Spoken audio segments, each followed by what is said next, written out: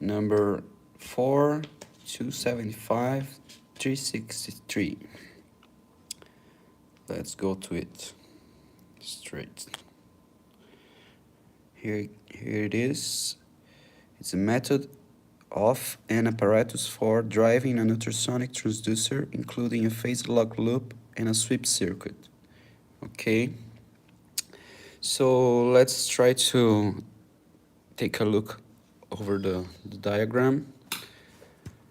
So this is very very similar to the Stanley Meyer phase lock loop patent, but there are some few differences because it's driving another type of load. So we are going to look at this and how and why Meyer used this patent to as a base for his technology. Okay, so here is the voltage control oscillator. Okay, this is the frequency generator. Okay, and just like in the Meyer system, there is a sweep that goes from the lowest frequency to the highest frequency. Okay, it goes like this. It's a voltage, so it goes in Meyer circuit. It goes from working at 5 volts. It goes from 1 to 4 volts, and then it gets back to 0 and go up again if it didn't lock in resonance. Okay, so basically this is the sweep, this is the frequency oscillator, the amplifier, and this is the load. Okay, so here you see that the amplifier has an input in the load. It's sending the power to the load, and at the load there is an output that comes to the phase comparator, and another input of the phase comparator comes directly from the amp. Okay, and when it's locked, when it finds the resonant condition, it disconnect this part of the circuit and stay locked in this condition.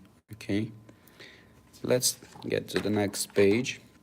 Here you see another representation of that diagram, and here you get the waveforms. Okay, so what is these waveforms? First, let's see. This is the ramp. You see the ramp. This is when you get the voltage variation to varying the frequency. So here you got a lowest frequency, then it getting higher and higher and higher and higher and higher and higher and higher and higher and higher and higher, higher, and then this point it resets and gets low again, higher, higher, higher, and then in this point you see this is it went all the way searching for the frequency and it didn't find, and then it start over. Okay, start from the beginning, raising the frequency, and then it finds the frequency, and then you see that the voltage stay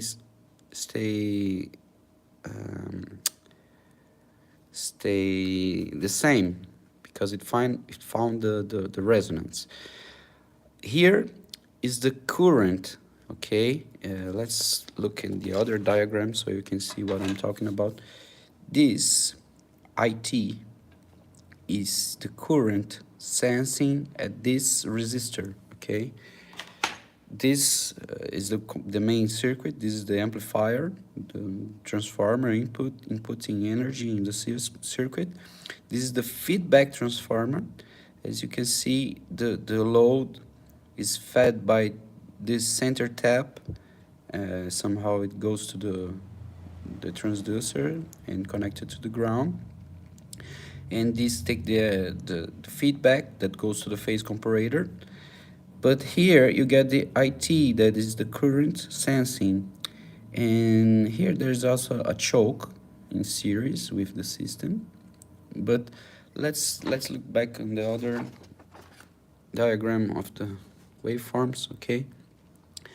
So here you get the frequency raising, okay? It starts to raise, and you see the current start to raise, until the point where it should get to the resonance. And here, as you can see, the current drops to a very low value. And after it passes this frequency, it starts rising again, and then gets to a minimum, but not so low as this one. Okay, so in this B example, where you get the locked condition, it raises the current, raise, and then when it locks in the resonance, you see that the current remains lower than the beginning. At least in the patent they showed like this. And then when the condition gets out of lock, you see the current starts to rise. If the current rises a little bit, boom, then it triggers again the reset to start sweeping again, to try to find another resonant frequency. So basically, this is a complete circuit. You see here, this is a phase comparator, I guess, and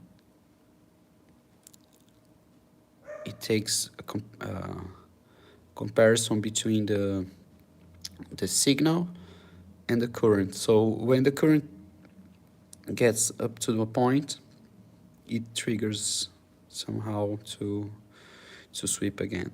Okay, but, well, that's it for now. Later I can make another video so you can get to know what I'm talking about. Thanks for watching. Subscribe, give it as a like, and share with your best friends. Bye bye.